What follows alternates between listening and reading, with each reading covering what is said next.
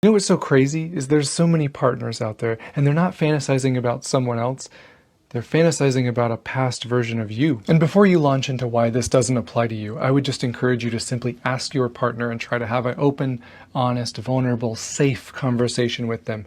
And just ask, do you ever wish things were like they were back when we were dating? Because even if the answer is yes, and even if you're like, it doesn't even matter because that's not possible, that doesn't matter either. This is simply a great opportunity to learn something about your partner, to ask questions, to show them you care, to be curious.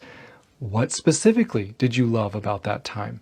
This is what gives us clues as to what makes them feel loved in the present. Sometimes they don't want someone else. They just want you back. They want the you that showed up when you were dating or first married. They want the partner that didn't consider it a burden to plan a date or spend quality time together.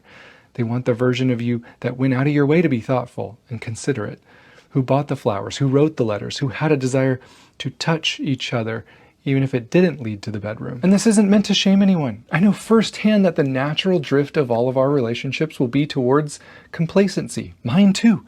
I'm just saying, fight the current. We're all stressed with life and work and kids and parents and money. I'm a stay-at-home dad of 4 kids, 8 and under.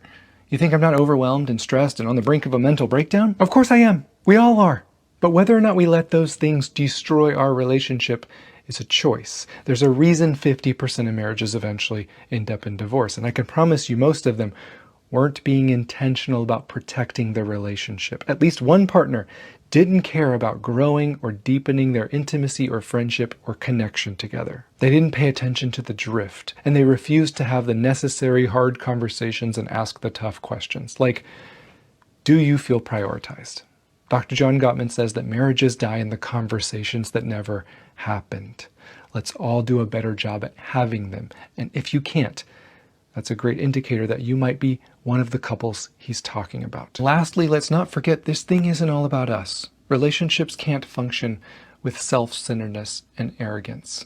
It's not about us. There's another person involved in this union. Let's remember to do the things that stir our affections for one another. Let's pour into each other again. Let's care about filling each other's love tanks. And don't be afraid to start small, because it's always the little things done consistently that have the biggest impact.